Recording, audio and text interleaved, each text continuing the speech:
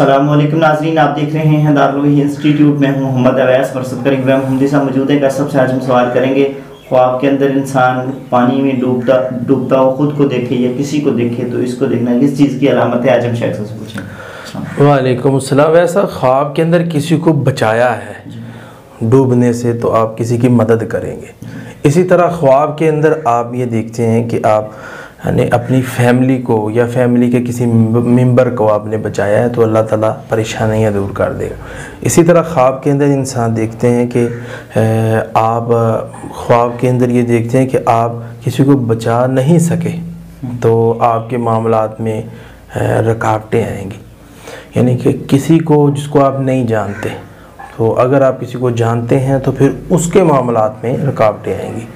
اسی طرح خواب کے اندر انسان دیکھتا ہے اپنے آپ کو کہ وہ ڈوب رہا ہے لیکن وہ بچ گیا ہے، ڈوبنے سے اس نے اپنے آپ کو بچا لیا ہے، تو پریشانیوں پر یہ بندہ جو ہے وہ انشاءاللہ تعالیٰ کنٹرول کر لے گا ریل زندگی کے اندر۔ اسی طرح وہ دیکھتا ہے کہ خواب کے اندر اپنے آپ کو کہ وہ اس نے یعنی تیر کے وہ نکل گیا، ڈوبنے سے بچ گیا، یا کسی نے اس کو گرایا تھا وہ ڈوبنے سے بچ گیا، تو یہ ہے کہ بڑی مشکل سے یا بڑی آزمائش سے بڑی پریشانی سے اللہ تعالیٰ اس کو بچا لیں گے۔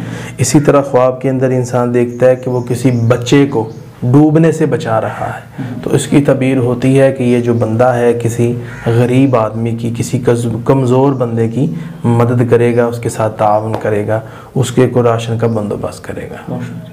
جی ناظرین، اگلے پروگرام میں پھر حاضر ہوں گے، ہمیں اجازت دیجیے، اللہ حافظ۔